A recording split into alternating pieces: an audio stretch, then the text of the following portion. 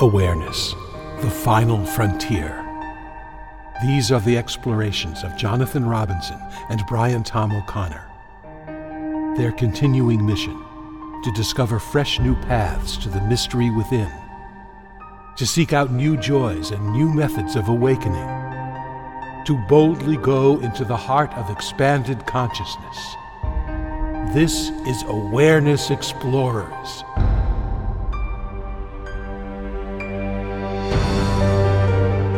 Well, welcome, fellow explorers. I am here with a very exciting guest, Ric Weinman, and of course, my co-host, Brian Tom O'Connor. How you doing, Brian? I'm doing very well, Jonathan. I'm really looking forward to this episode. Me too, because I've been steeping myself in all things Ric Weinman. He's written a couple of books, Awakening Through the Veils and Vortex Healing, A Magical Path. And he's also the head of the Vortex Healing, I don't know if I call it a movement or the consciousness healing method. And if you want to know more about Ric and his work, Vortex Healing and other things, you can go to vortexhealing.org and find out everything about that. We will mostly be talking about his awakening approaches and what he knows about awareness, which is just an amazing amount of information as I've been working and reading his books. And I know Brian has also been doing that. So we're glad that we get to interrogate him here today and have some fun with him. And I want to welcome you, Ric, to Awareness Explorers. Thank you. Nice to be here. Well, you know, there's so much in your books and so much in the stuff that you teach about vortex healing on awakening. So before we dive into some of that, I guess I'd like to ask how you define basic awakening, because that's going to be helpful in discussing more granular topics about awakening as we get into it. So how would you define basic awakening? Well, I think I'd have to take 2 steps back to create a bigger picture. Awakening applies to us as incarnational beings. You know, we accumulate these issues and over eons we start to lose them. And Earth is sort of a graduation plan. So we come here eventually to lose them. Those issues appear in the system, they're carried by the incarnational body and the incarnational personality, and then they appear in the body as what I call karmanauts, which are these little focal points of separation consciousness that sit vertically in the spine, in the core of the spine. And in the center of these karmanauts is just pure separation consciousness. And then around each one is like the consciousness of some particular issue based on that separation. So at some point we move through all those karmanauts, and that creates a certain inner freedom. It's not awakening yet, and yet it's a new level of freedom because we move through kind of the root of these karmic issues. So in order for any karmanaut to move, the core of the issue, which is pure separation consciousness, it's not like a thorn that can be pulled out. It needs to be awakened by something that isn't in separation consciousness. So each karmanaut is almost like a little mini awakening in its own right. Now, then you've got this whole line of karmanauts that's been awakened, and it creates this kind of not quite awakening yet, but this awakeness in the system that starts to move deeper. And we have a map for how that works, but at some point it creates this hole in what I call the core veil. And the core veil is this consciousness structure that on a human level, on an incarnational level, actually it's brought in incarnationally, holds the sense of I in the heart. The heart is the center of all identity. And there are deeper levels of this identity as well, this I identity. But on the incarnational level, there is this consciousness structure that forms. And consciousness is all about reflection and memory, right? That's how consciousness remembers things. It reflects back and forth. I. In every moment, you literally maintain your sense of individual egoic self through remembering it. You keep reflecting back and forth in your mind, I, and and you'll remember all your history, and I this and I that, and so it's this continuous movement. Like Adi Shanti at one point called ego movement, and that's what he's referring to. It's because it's this continuous movement of I back and forth, remembering itself, and it sort of weaves its story of itself in every moment as it continuously goes forward, remembering itself. How does that change when one awakens? Okay, so with awakening, what happens is that enough stillness is brought to that core place where the consciousness is reflecting the sense of I, that it just stops. Mm-hmm.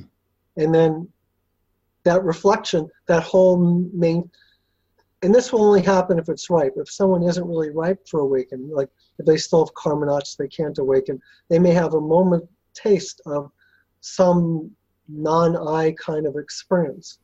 But what happens if they're ripe is when that stops, it just goes right through, and that whole structure just breaks down. It's kind of like I don't like the word illusion, because until it breaks down, it's a real phenomenon, right? It's there's nothing ultimately inside of it, but while it's happening, I mean, while you're watching a movie, it's it's a real movie, right? And then suddenly the projector turns off, and it's this whole other reality that opens. My favorite line about awakening, though, about this first level of awakening, is that everything changes and nothing changes. And that, of course, confusing as it sounds, is much more confusing experientially. I can imagine. So, on the one hand, like for myself when that happened, on the one hand, all the mental conditioning and emotional conditioning was still there, but it was like this bubble around me.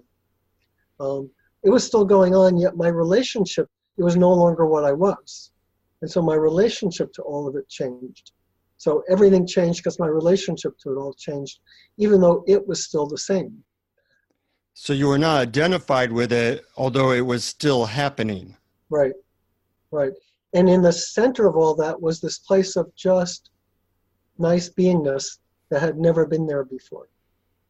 Right? It was this place that I called the no-I zone in the heart, where so for instance, the way that I see if someone has had basic awakening is I look at their mind stuff, which is all I, this, it's all that I thinking.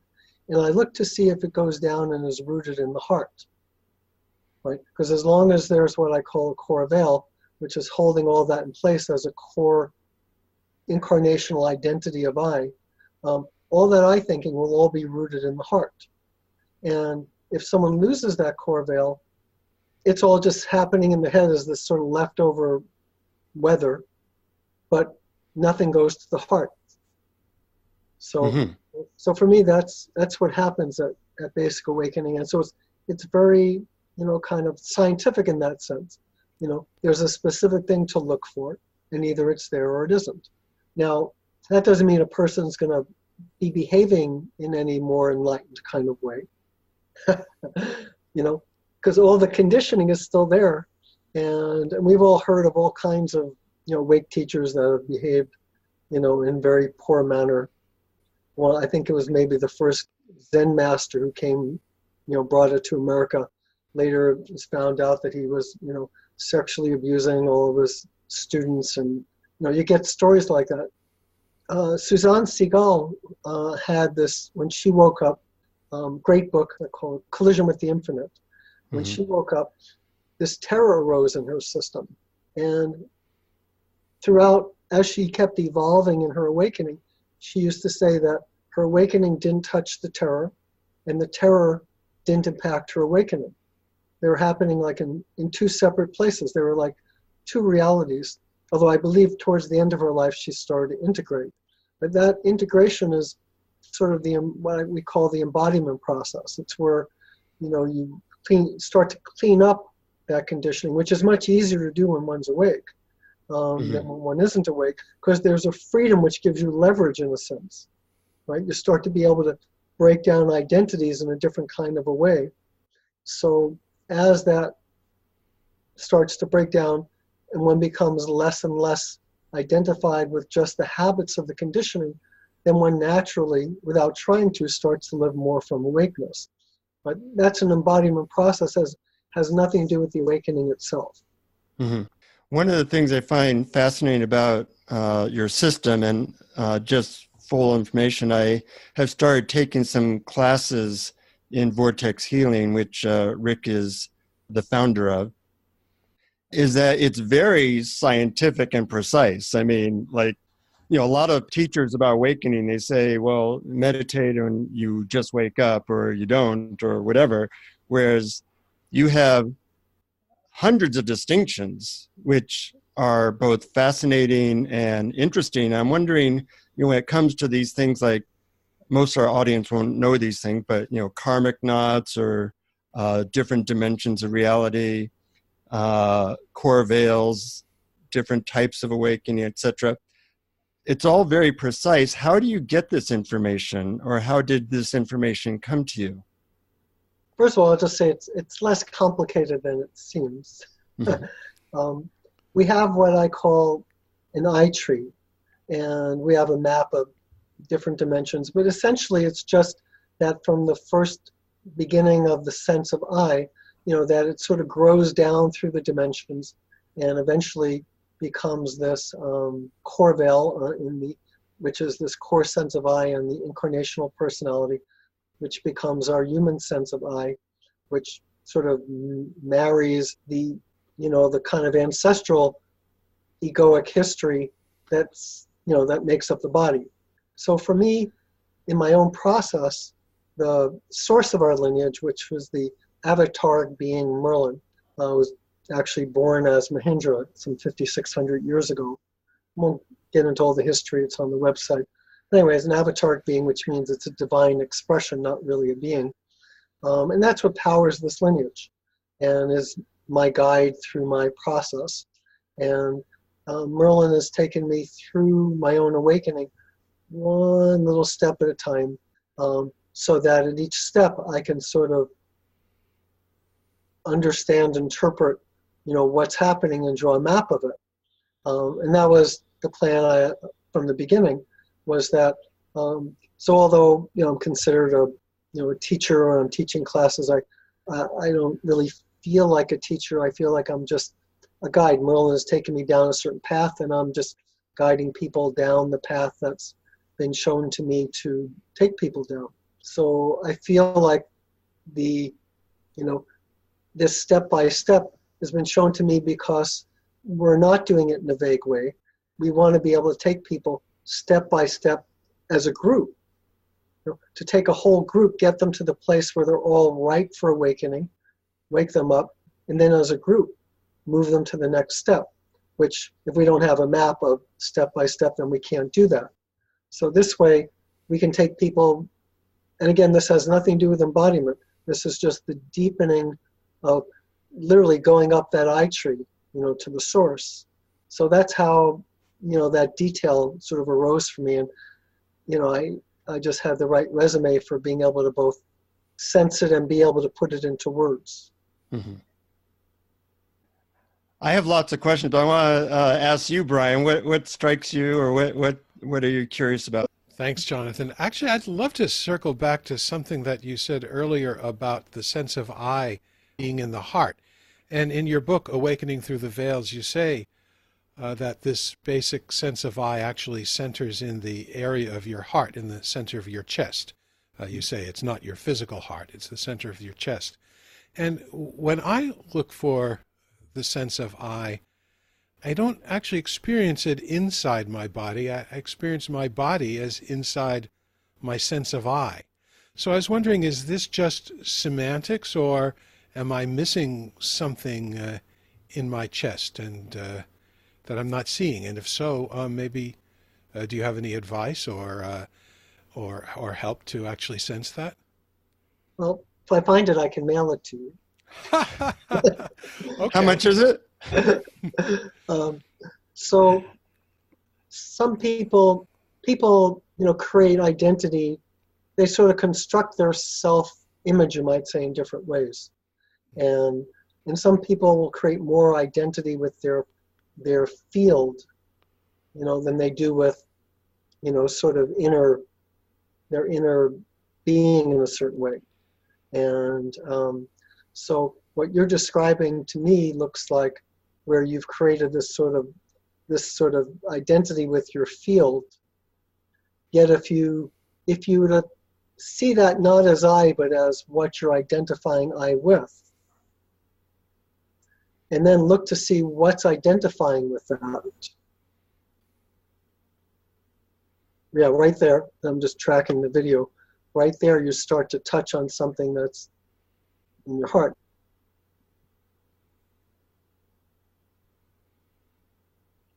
For our listeners, he's nodding his head. I was looking and not trying to come up with words. I was looking to see what I noticed, and I see what you mean. It's like the larger I that's looking at my body is also a sense of identification, or a concept, or a story, and you asked, what is it that has identified with that? And that's what you're talking about. Yeah, I'm not talking about a larger sense of I. Mm-hmm. I'm just talking about, well, more of the center of where your experience is actually being rooted from. So, for instance, I spent a lot of years out of my body, and my own identity would have been felt more, out there in a particular way than in here, even though it was still actually rooted in here. I would have, whatever that root was, I would have used that to experience myself as out there. Mm-hmm. And when you said you were tracking the video, so you were looking for something on the video? I was just watching what your consciousness was doing. What was it doing, and how could you tell?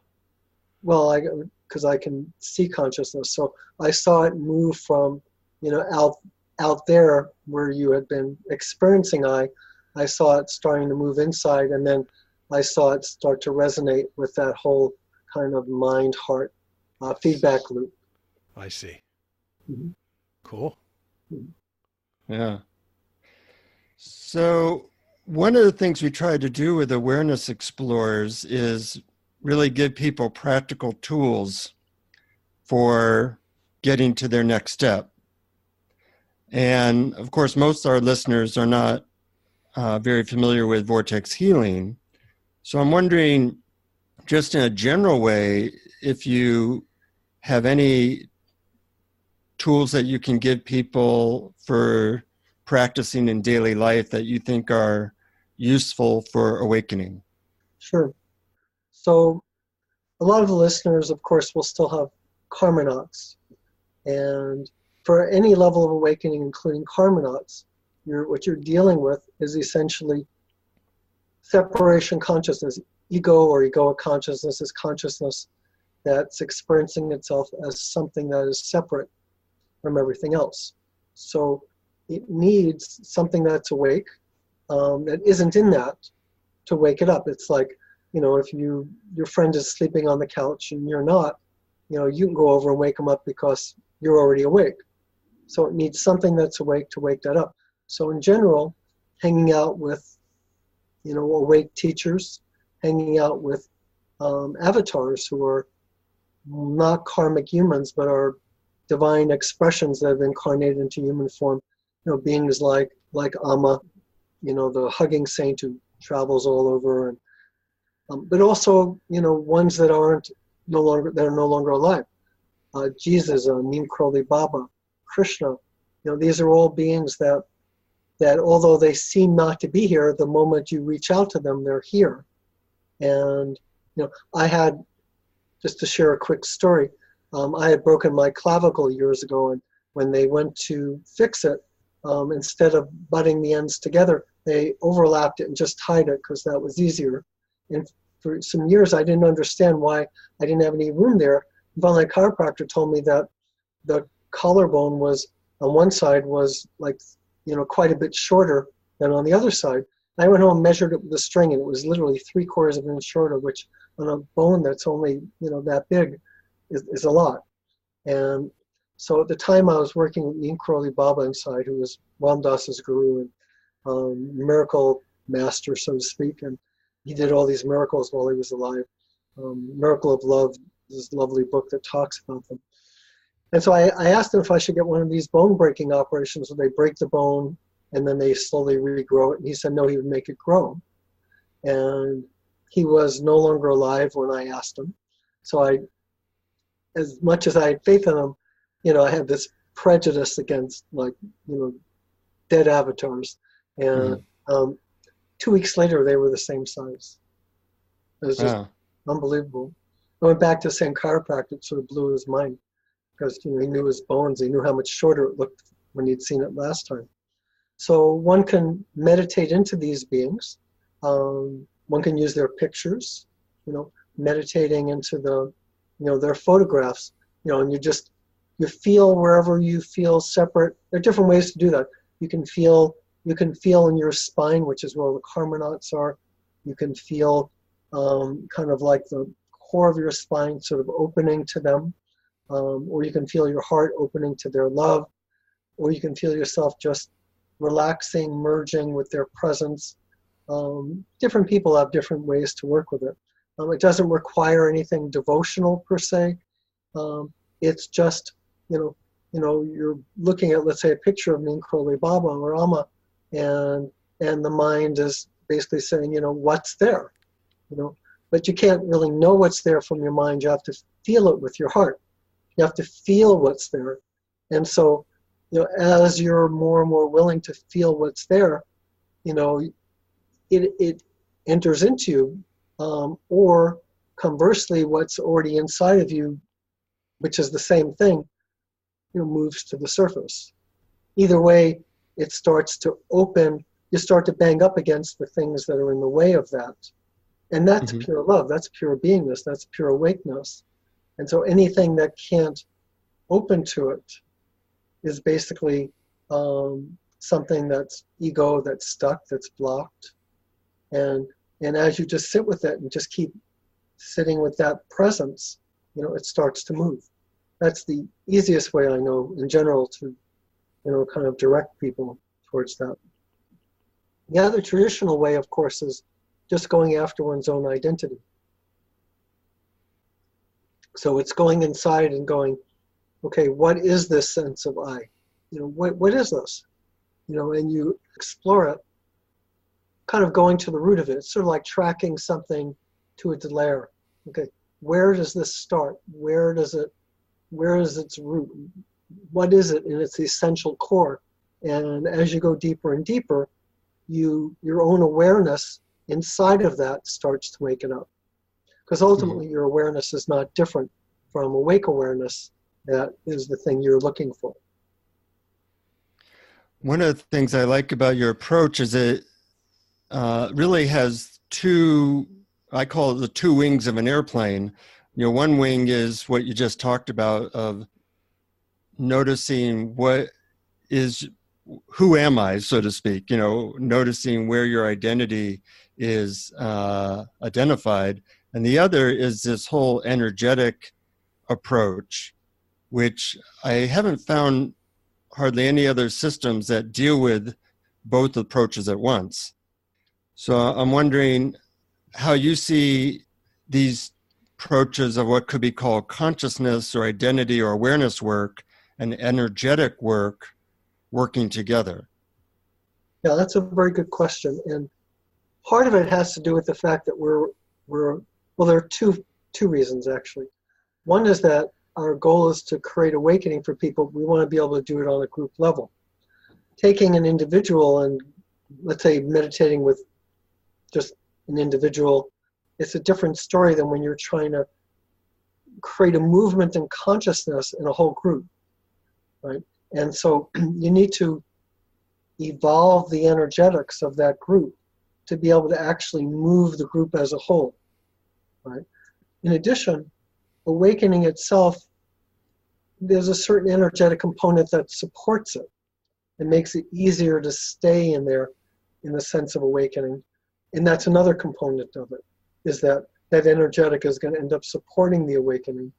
And the third aspect of it is that we're also a healing art. And we want to be able to give people the tools, not just to, we want to do more than awaken them. We want to give them healing tools, both because we're into healing, but also because those tools, once they're awake, are going to also help them to move through that conditioning that keeps wanting to pull them out of their awakeness.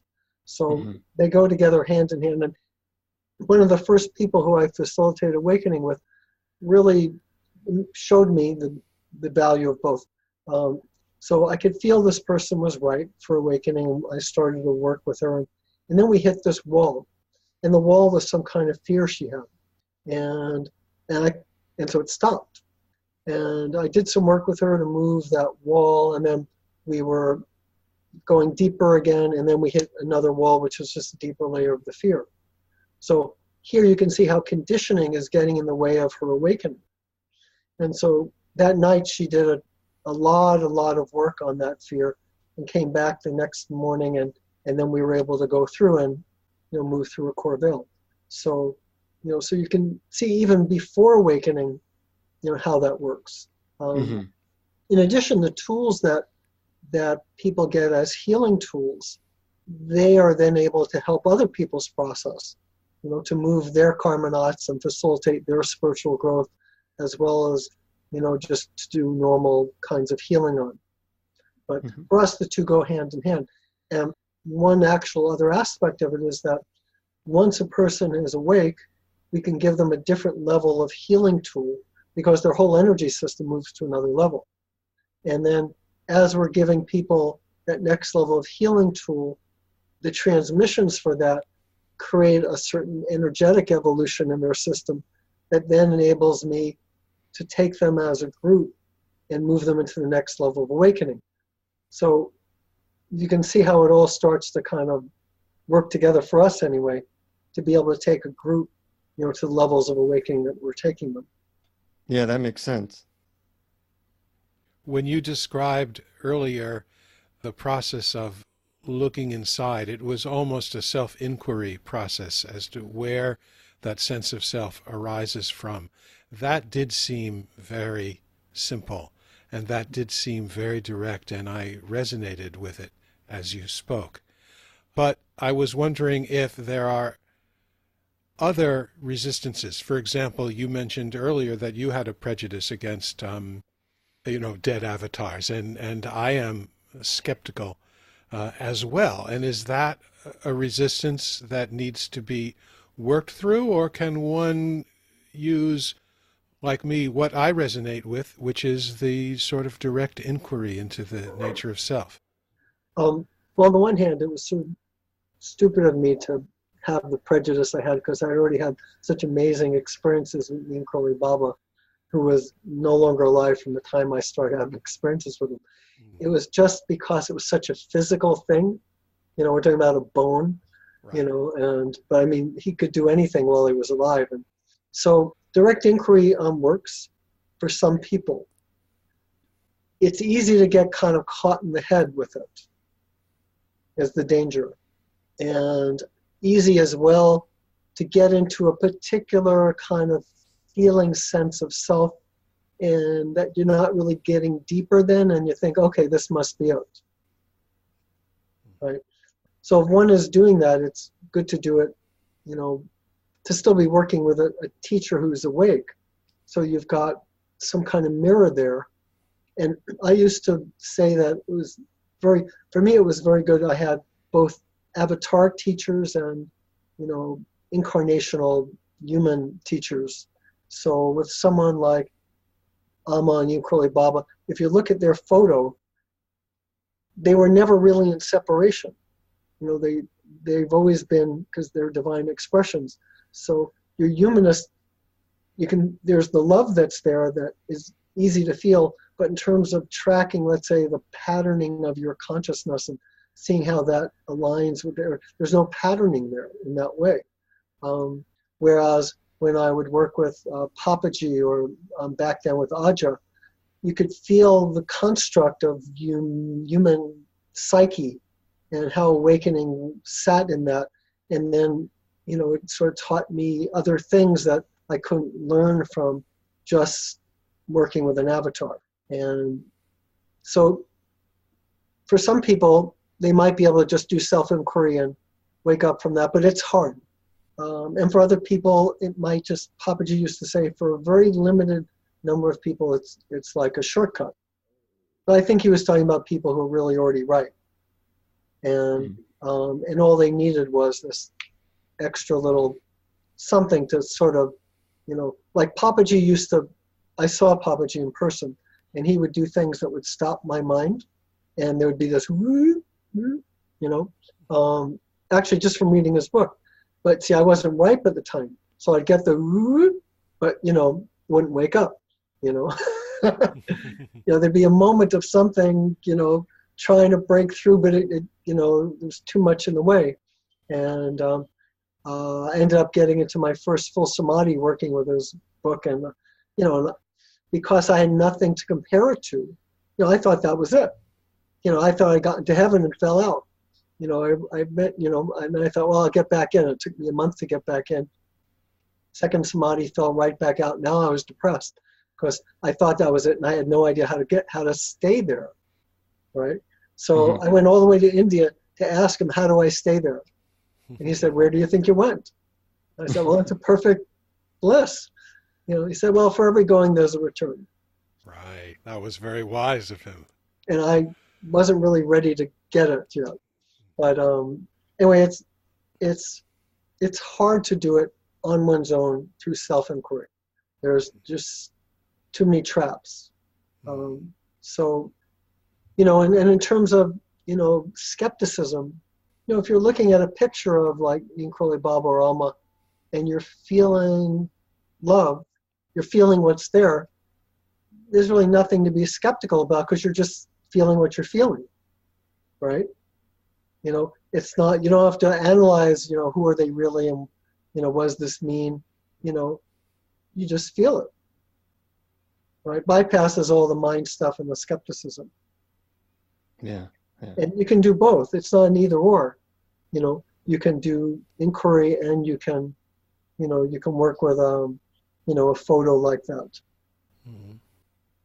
I used to not believe in any of this stuff until I started to have so many experiences. I now tell people who ask me about vortex healing, I say, yeah, I don't believe in this stuff. It just seems to work, and that seems to be my experience. So I don't take my beliefs or thoughts about stuff as seriously as I used to. No. In Awakening Through the Veils, one of your books, you talk about different types of awakening or different levels, such as finding awake space in the heart versus, say, open stillness in the heart. And I'm wondering if you think it would be useful, or if there's anything useful to say about these different levels of awakening and maybe how one can understand them or move in that direction. Well, awake space in the heart, awake stillness in the heart, for me, those aren't really terms I use to define different levels of awakening. For us, it's this I tree that starts with the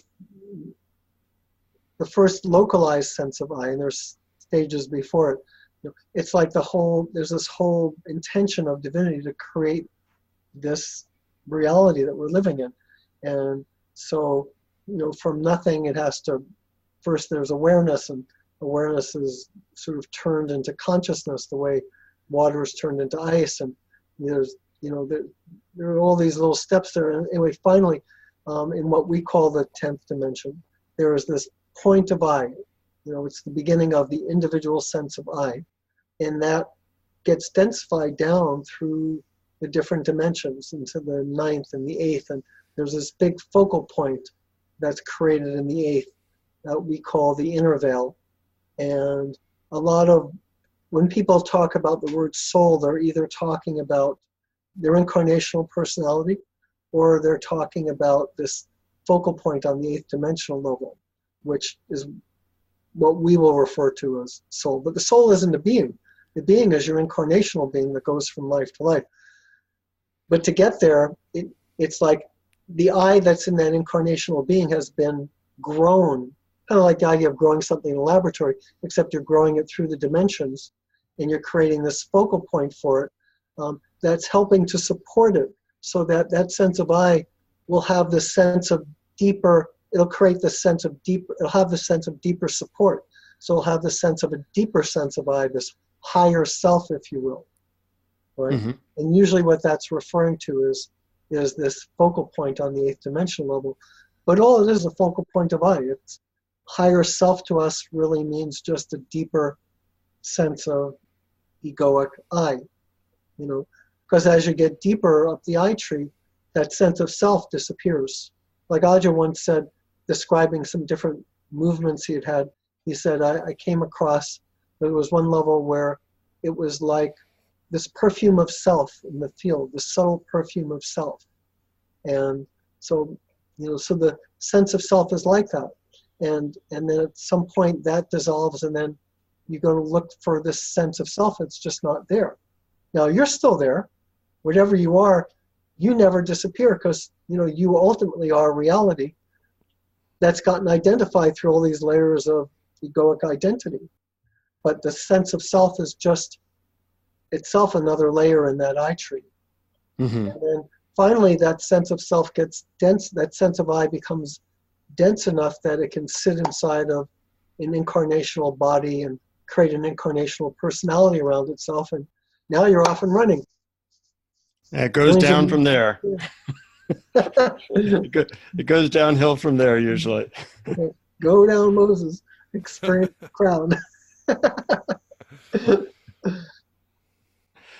Brian, you have a question? Yeah, I do.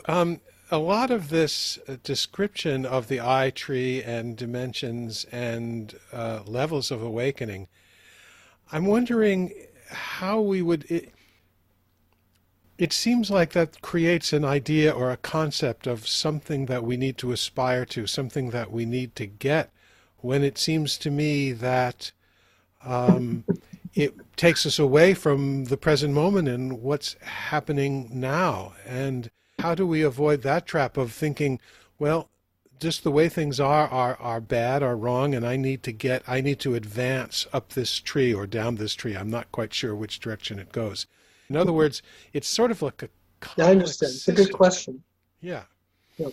No, it's a good question, and every path, has its weakness, you might say. Mm-hmm. So the weakness for that is, just as you say, is that one can get too much into striving. At the same time, until we get to where we're actually in beingness, there's a sense of needing to go somewhere, right? So, one can sit there and say there's nowhere to go.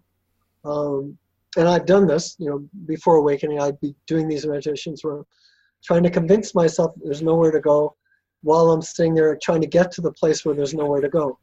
It's a paradox. And, and my sense is that it doesn't really become a reality until one is awakened to a certain point. And at that point, which doesn't have to be like the end of the road, but at some point, one has the experiential sense that, it's all here, that there isn't anywhere to go, it's all here. And, evolution is an unfolding is still going to happen, but whether it does or doesn't really doesn't make a difference, because there's nothing else but this, right? But it's different than when one is trying to start from that place. And what happens with a lot of different kinds of approaches is that the student of that approach creates a mental concept of however that should look, right? And then they try to live into that. And with Advaita, for instance, Neo-Advaita anyway, you see a lot of people who get really stuck in their heads, because Neo-Advaita is there's nowhere to go, nothing to do, there's no one to do it, and so there isn't even a meditation that can be given, because that would be a doing of something for someone. And although there are people who can wake up through that, when I've looked around at the audience in Neo-Advaita teachers, you see people who have created this sort of pseudo-awakening in their head that isn't really awake. It's like it's almost like a mental representation of what knowingness, means, and then they think they've got it, but they're not awake. And those people are especially annoying. and they laugh at the Neo-Advaita jokes as if they've got it. And here's an interesting thing that happened in the class. So I had this one student who was very Neo-Advaita. She's very into Tony Parsons, who's a lovely being and very, very awake. He was a Neo-Advaita teacher in England. And she had been with him for some 20 years. And I would talk about, awakening in class. And she would argue with me because there was nowhere to go and all this kind of stuff. But she wasn't awake. And one day I said, let me just put this structure in your heart to facilitate your awakening. Let's just see what happens. And she said, okay. And I ran into her a month later and she'd woken up. And she knew she'd woken up and she had woken up. And so it was just very ironic because she'd been with this Neo-Advaita teacher for 20 years and hadn't woken up. But it had gotten, I guess, close enough that I could put this energy structure in her heart to give her that extra whatever from a process point of view, which is, exactly what Neo-Advaita is opposed to, is this whole idea of process. And then she woke up, so it's just, to me, it's kind of a funny story. Yeah. So does that mean that she had ripened? Yes. And was ready? Yeah, she'd ripened because she'd been sitting with this awake being for 20 years. And I don't know that the particular philosophy had done her any good, but sitting with this being who was awake for 20 years, got her to the place where she was ripe enough for, some process type person like me to push her over the edge. This might be our last question before we do a guided meditation. I'm taking vortex healing classes, and I am fascinated as a psychotherapist as to how you deal with issues or conditioning. It's more as a therapist, people talk about stuff, and I've seen that works incredibly slowly. In the vortex healing system, there's a combination of intention, connecting with a divine being or avatar, and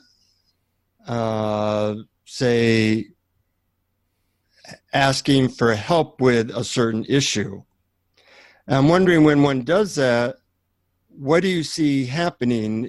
Do you have to be very precise with what you're asking, or does the divine being kind of, from your prayer or intention, slowly remove stuff that has gotten in your way?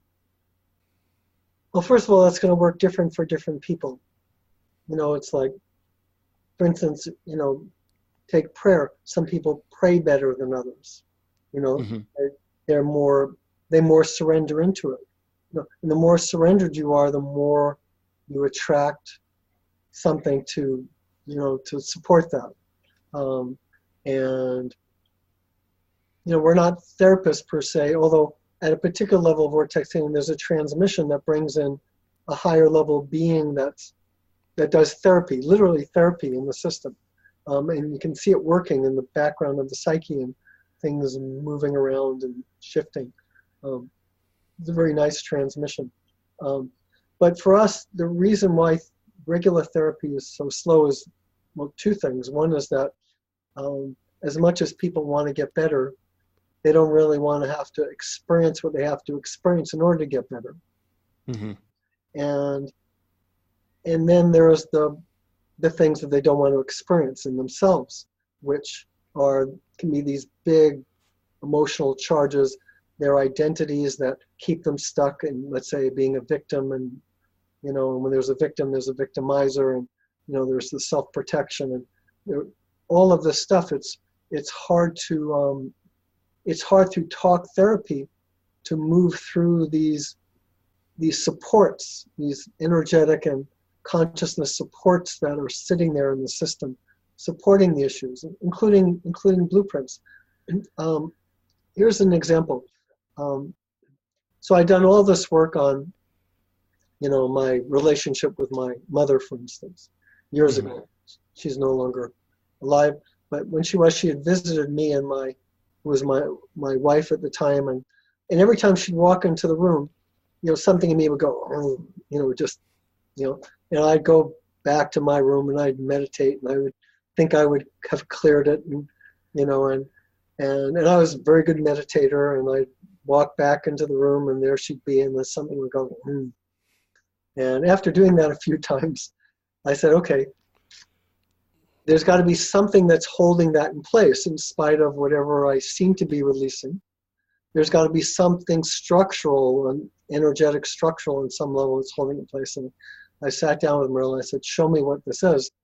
And he showed me that there were these blueprints that when we're born, every child that's born gets these blueprints for how to relate to each of their parents. Right? And so it's like maybe you've had a bunch of past lives with them, or anyway, you come in with all these different aspects of personality, and there are all these different kinds of relationships you could have with that particular mother.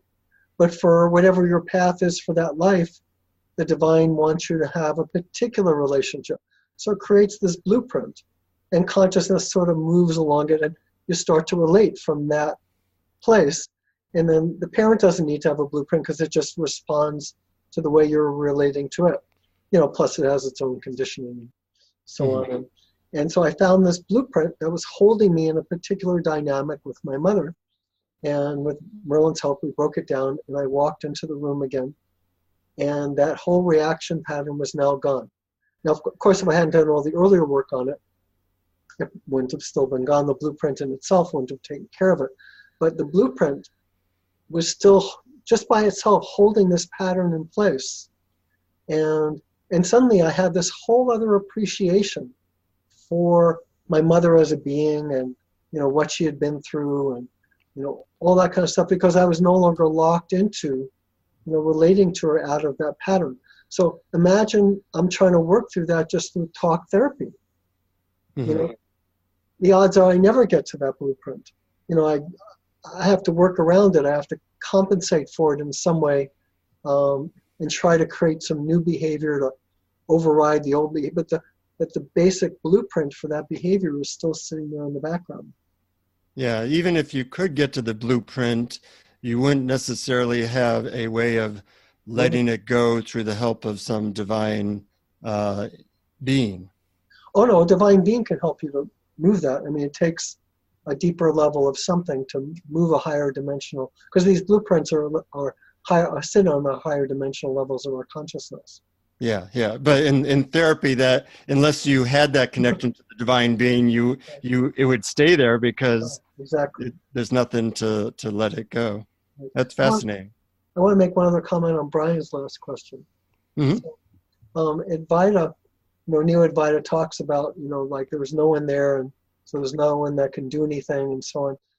My response to that is that just because there's no one that can do anything doesn't mean that there's nothing that can be done. Which is a whole different way of looking at it. And the same with, even though there's nowhere to go, it doesn't mean that you don't have to walk. It's a different take on, what it means that there's no one inside. There's still, things that can happen that facilitate the unfolding and take you where that needs to go. There's still a path, even though, the path is, just the seemingness of a path. Well, speaking of nothing to do and nowhere to go, I'm wondering if you can guide us in a meditation that will help us to get to where we don't need to go anywhere to get to. Okay. Sure. So we'll do a short meditation here. And so anyone who's listening, just close your eyes for a moment, get centered, and just relax. Just sit with your breath for a minute. Just sort of relax. And as you're relaxing, just get a sense of your normal, everyday sense of I am. Okay? Just that normal, everyday sense of I am, not trying to achieve anything here. We're just starting with where we are, with whatever sense of I am that you have. And that can be more on a body level, more on a mind level, It's going to be all of it together. It's just this, it's this basic sense that you are, that you exist. And as you do that, notice what happens if you imagine that you can take a filter around your experience and filter out the sense of I. So it's just am. Just filter out the sense of I that was originally there in the I am. So you're just sitting with the sense of am.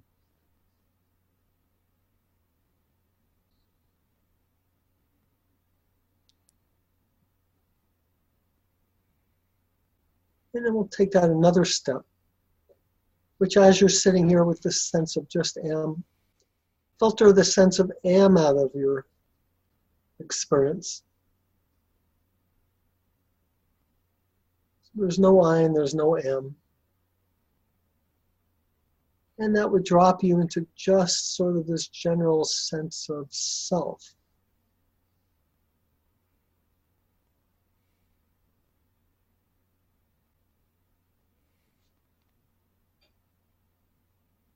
And then one more step is to filter the sense of self out of this experience. So there's no I, no am, no self.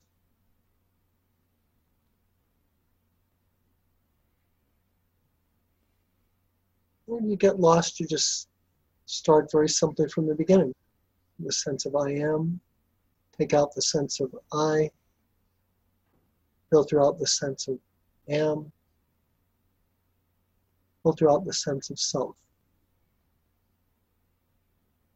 And if you do that well enough, for a moment there's going to be like almost like a spark of something that isn't I, am, or self. And depending on how ripe one is, that spark can either grow, or that spark is a sense of recognition as well of what you truly are beyond these layers of egoic identity. It's what you truly are, meeting yourself in form.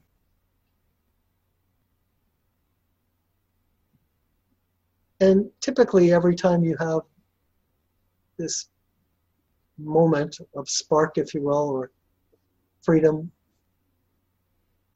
the mind immediately kicks in and goes, what was that, and how do I package it, and how can I get back to it, what do I do with it?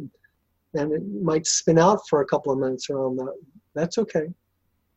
And then you just come back to the sense of I am. And you filter out the sense of I, so you're just sitting with am. And then you filter out the sense of am, which takes you into a general sense of self. And then again, you imagine you can filter out the sense of self and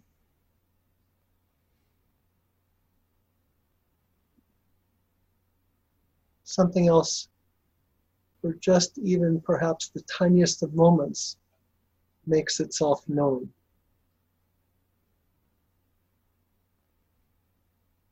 And that something else has no I, no am, no self, no mind, no consciousness, although it will reflect in your consciousness. But in itself it's not consciousness.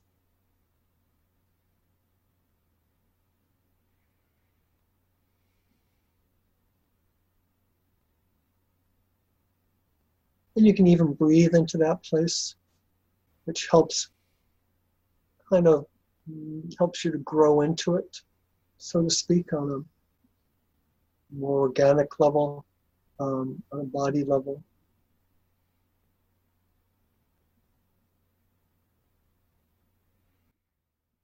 Some people, it can bring up fear, which is the ego being afraid of losing itself. Yeah. And that happens, just recognize that as sort of weather going on in consciousness. It's not what you are, it's just this conditioning that's reacting to, losing the sense of what it thinks it is, even though that's not what you are.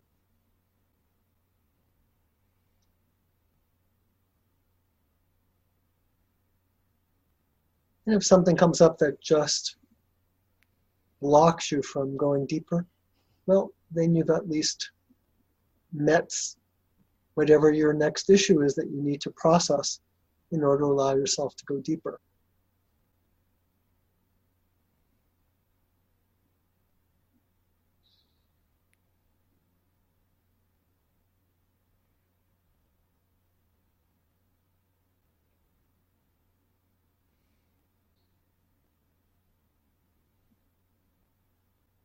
Okay, so that was a simple, fairly simple meditation, but I find a very powerful one for people at all different levels of their path. Yeah, I haven't ever heard a meditation like that. I found it incredibly valuable and surprisingly, it's so simple yet very powerful very quickly. And for me, I got to a place of what I would call pure experience. How was that for you, Brian? I thought it was lovely. And pure experience, that's a really good word for it because, well, I really couldn't come up with words. So thank you. Pleasure. Yeah. Well, this has been a great honor, Rick. I really appreciate you taking the time and all the work that you do. And if people want to find out more about your work, I guess the best place is to go to vortexhealing.org. Mm-hmm. Yep. Great. And I just want to add that on the website, for anyone who wants to experience vortex healing, we have a button there called Find a Healer. And they can either find a healer in their area, or vortex healing works very well at a distance. And you can see what level of training a person has had. And so you can pick someone with, the highest level of training, and no matter where they live, you can get a healing from them. Mm-hmm. That's good to know. And for our listeners, all our episodes are on awarenessexplorers.com and iTunes and Google Play. And you can, of course, tell your friends, neighbors, anybody you know about our stuff. Anything you want to add, Brian? Well, just recently on our website, we have taken, for those who just want to listen to the meditation parts, I would recommend listening to the whole episode, but if later you want to come back and just listen to the meditations, we've separated them out and put them on a separate web page and also put them on YouTube so that if you'd like to just sit with the meditations and experience them over and over, you can do that now. Nice. Mm-hmm. One friend said, I really like that you did that because that way I don't have to hear you blab. I can just go directly to the experience. Yeah, sometimes it's good to skip the blather and go right to the experience. But Rick, thank you so much for joining us. It's so lovely to talk to you. Thanks for inviting me. And we like to tell our listeners, as always, keep exploring. Keep exploring. Thank you for listening to Awareness Explorers. To learn more, you can check out our website at awarenessexplorers.com. Please subscribe to our podcast on iTunes, Google Play, or your favorite podcast app. And we'd love it if you would post a review. And please share our link on Facebook and with family and friends, because knowing yourself as awareness is the greatest gift you can give yourself or someone you love.